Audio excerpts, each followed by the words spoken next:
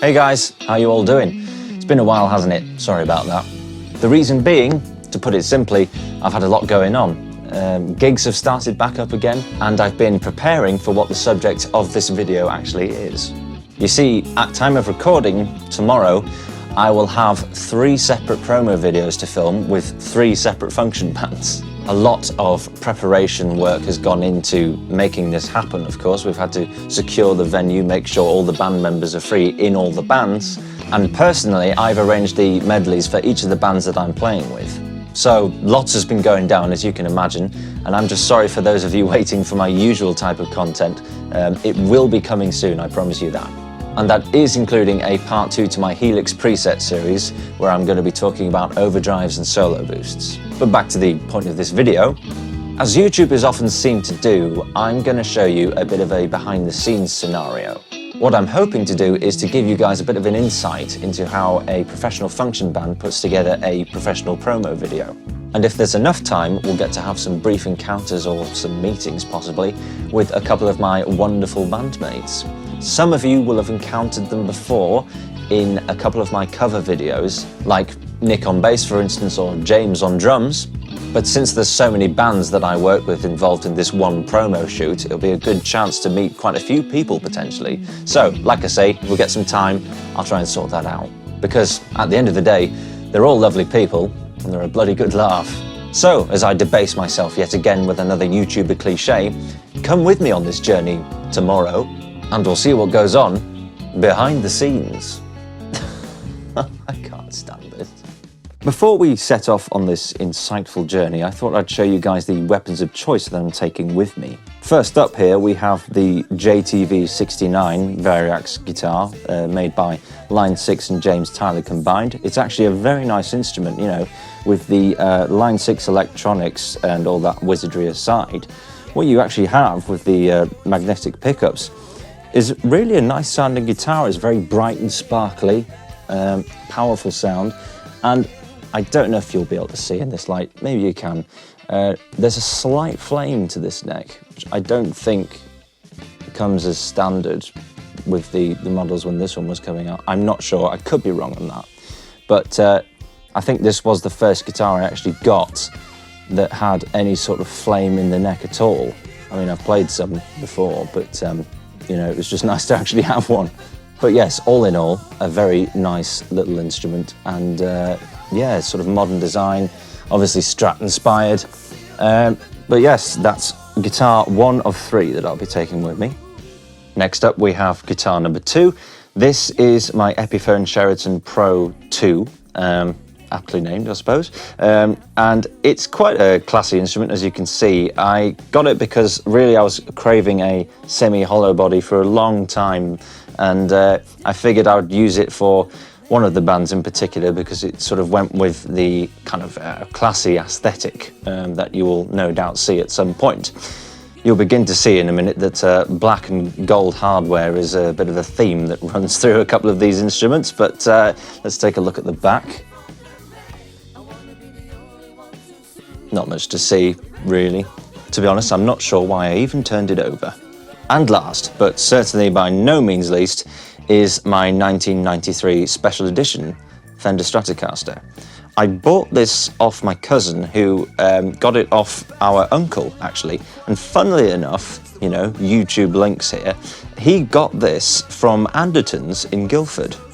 It's basically all original since then. The only thing I've changed is putting these Graphtex saddles on, because they have the little inserts here where the string sits on.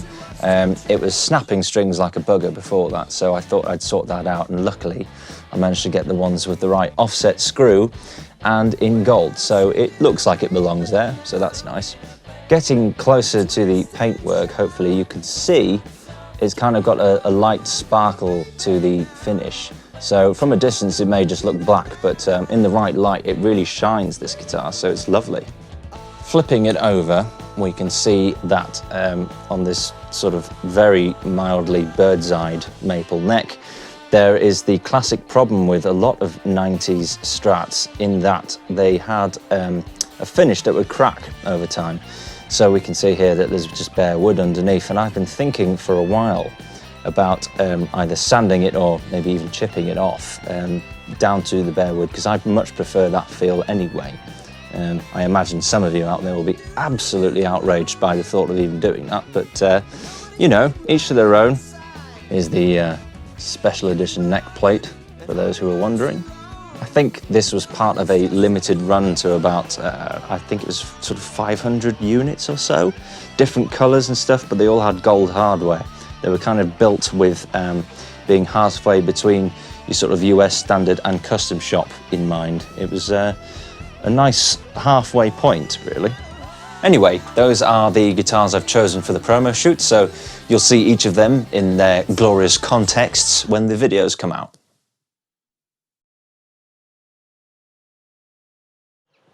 Right, just before 7, setting off in a minute after I've done this piece to camera.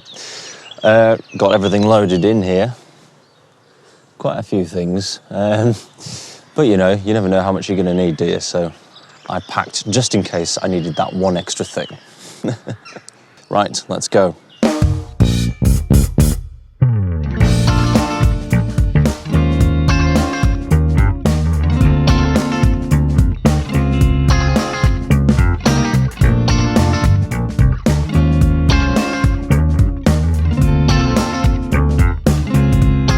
Well, everybody, excuse the microphone, but we're here.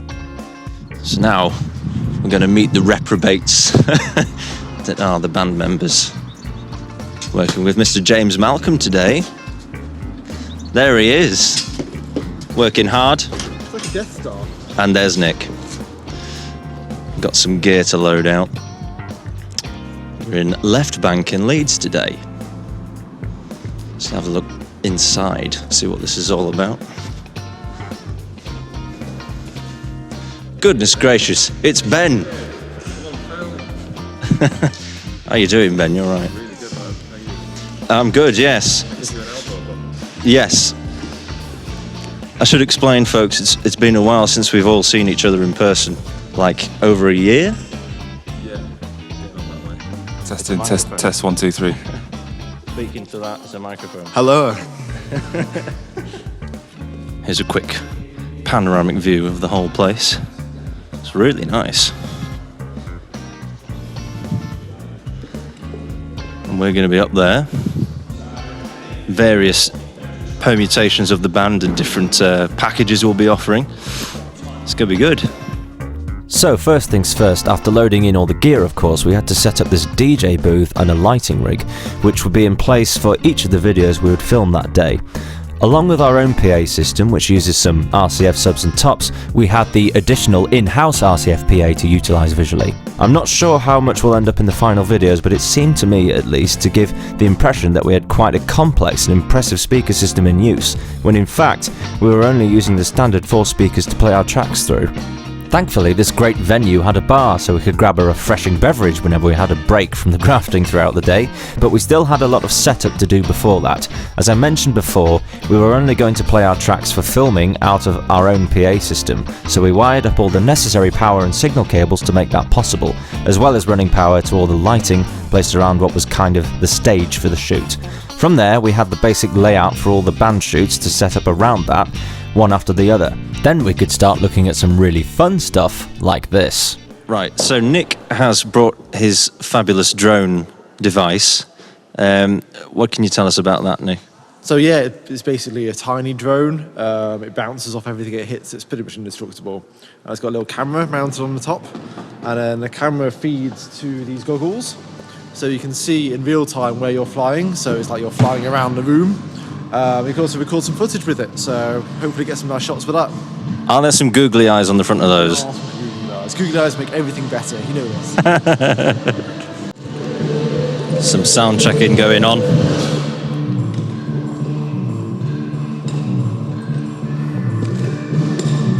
It's looking good.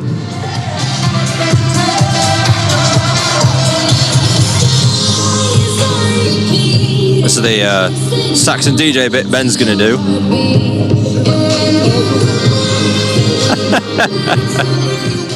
We've finally got these podiums looking good now. Got the cloths over the top of them. James, tell us a bit about what this setup's all about here. Costs a lot of money to start with. Top of the range RCF subs and tops. Get these disco balls either side. These podiums which light up, and the DJ booth which has the stars and everything on it. Basically, it's all about just being symmetrical, so everything even either side, and it's just really good, like at an event or a wedding. And here is my, if you can come round. Yeah, I'll come round. Just to show it's proper DJing. There's proper Pioneer controller, all industry standard gear. So yeah, you can have just DJ, or you can have Sax DJ. Then you go up to band and include the DJ with it, and you always get this setup, whatever you get. So yeah, it's well worth it.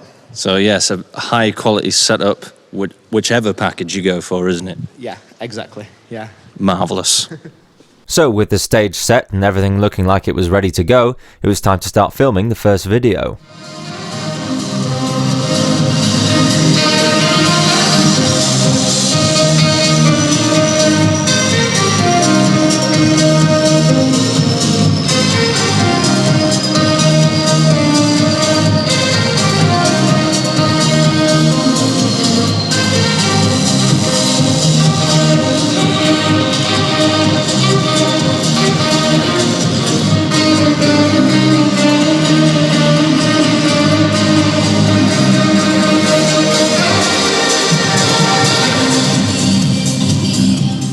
So Nick, what's this bass all about? So this is my Fender P bass. It's currently got flat wound strings on. Yeah. Just to give it a bit more of a low end kick. I'll be using it for the rock and indie band today. Yeah. It's not really stock at all. It's had quite a few modifications done to it over the years. It's got a Delano pickup. It's got a 3D printed thumb rest, which I made myself, nice. So you can like move position. Gives a bit more versatility. Yeah. So I think I may not have mentioned this earlier. I can't remember, but you're a bit of an engineer type, aren't you? Slightly, yes. Yeah, very much. I like to tinker with stuff and make things whenever I can. So yeah, I kind of found myself always playing there. But I like the different tonal variations of like a bit more of like tightness playing towards the bridge, and like a bit more of the fatness and the round kind of double bassy sound playing closer to the neck. So I designed this little ramp kind of thing to anchor my thumb onto. So then I can kind of play up here and play down here easily. And obviously as I was moving across the strings, I moved my thumb with it. But like when I'm playing the E string, it feels way more comfortable. So just a little quality of life. Nice. It's Yeah. lovely. Yeah, good bassist. Very, very much gigged. It's probably my most gigged bass, but can't beat. Yeah, it's been around and about, hasn't it? Yeah. It has, yeah. Can't beat the P bass. You're right. You see, now these are proper cameras. Mine's just a tiddler compared to these. Feeling somewhat humbled by the videographer's cameras, I decided I should focus on what I do best and get some playing and practice time in with Nick ahead of our shoot with the 4-piece rock and indie band that was due to film just after the Sax and DJ shoot. Just setting for the next band now. Kind of in place. Got my pedal board there. It's looking good, isn't it, Ben? Just waiting for the drum mat. Paul's bringing that. So on this occasion, Paul is actually borrowing, for the sake of image, the blues cube I have here. And I'm using my little head and cab with the Boss Katana and the orange Celestion 1x12. So, yeah, got the Helix up front, because it's pretty with all the lights. As soon as Paul, the lead singer and my co-guitarist arrived, we had the drum mat down and finished setting up. Then we did one run through with the track as a rehearsal and started filming. I've got to say, as a guitarist who's worked mostly in the soul, Motown, disco and pop genres, it was great to really let my hair down, so to speak, and cut loose with some more rocky material. Once that shoot was complete, we had a quick wardrobe change and began moving a few things around for the 7-piece band. Okay, so now I'm joined by husband and wife musical team, the Hardings, Paul and Emily. They're joining us for the 7-piece version of the band. How are you guys doing? You all right? Good, yeah. It's nice to be playing again. It is, absolutely. It's been a long time. Yeah. No, it's glorious. It is. Absolutely. Yeah, Paul and I are doing a bit of duo lead stuff on one song. I'm singing lead, but I think I prefer it that way. Prefer singing lead? No, on one song only. You don't want to waste those pipes, Toby. Toby's got a beautiful voice, and he should Exhibit it. please, You should honestly. report more. I think so. No, it's glorious. Well, they're very kind. It makes me want to dance the night away. I just wanna dance the night away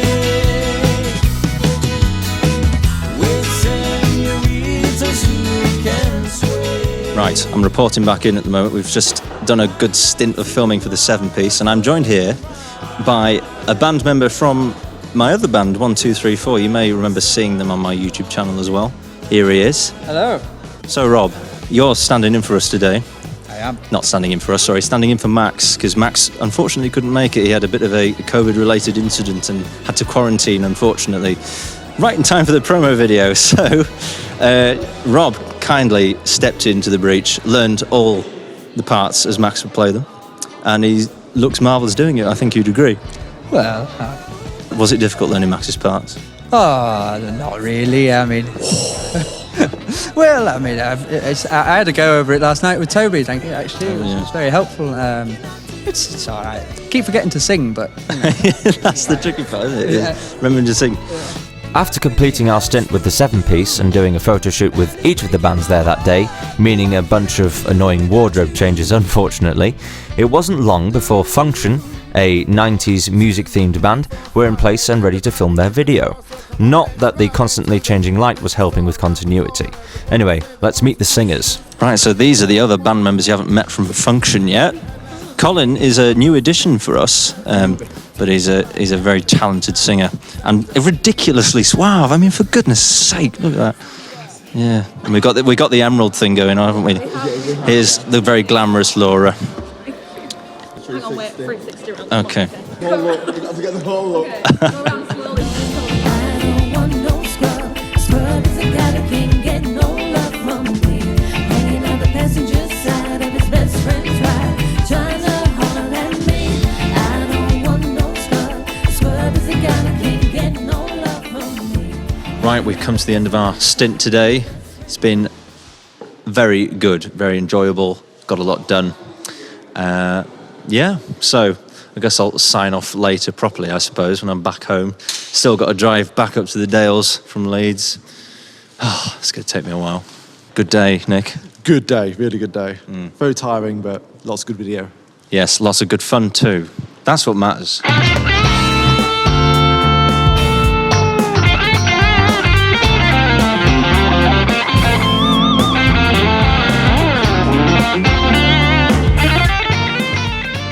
You know what, Ben? You've never looked better.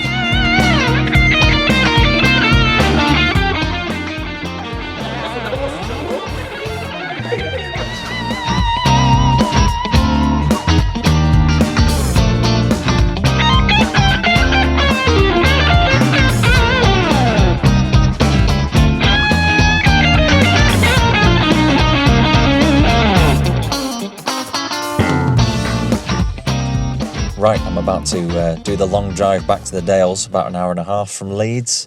It's been a really good day. It's been so good to just hang out with the bandmates again because, you know, obviously for the pandemic, it's been so long since we've done anything. And if we have done anything, it's been virtual. So seeing them in person, hanging out, even though it's not a gig, still a lot of fun. And I get the feeling I'll probably be hanging around with them more often as the year goes on because things are starting to look pretty good, easing up, you know, with the rules and such. Anyway, for now, did a good, hard-working day, so I'm going to head back, relax, put my feet up because my feet are killing me. Those smart shoes after a while, man, if you're not used to them, they do you in. Anyway, signing off for now, so I'll see you later. So, I hope some of you out there have enjoyed watching this little sneak preview into how we have put these Funk-tion band promo videos together.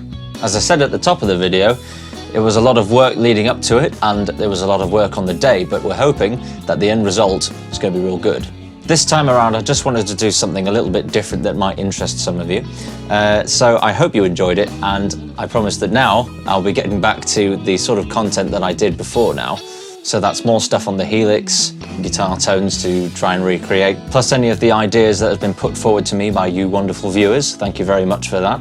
But as I said before, the next video is going to be the part 2 to my all-in-one Helix preset, where I'm going to be talking about the overdrive and solo boost parts of the signal chain. Anyway, time to wrap things up with the normal housekeeping that I do at the end of a video. So, if you enjoyed this video, please give it a like and subscribe to the channel so you can catch any content like this or any of the stuff I've done before, plus anything else that you'll probably enjoy. And remember folks, I am still offering one-on-one guitar tuition online, so you can get in touch with me about that on my socials, which are linked below as always. For now though, stay safe out there, stay positive, and stay musical.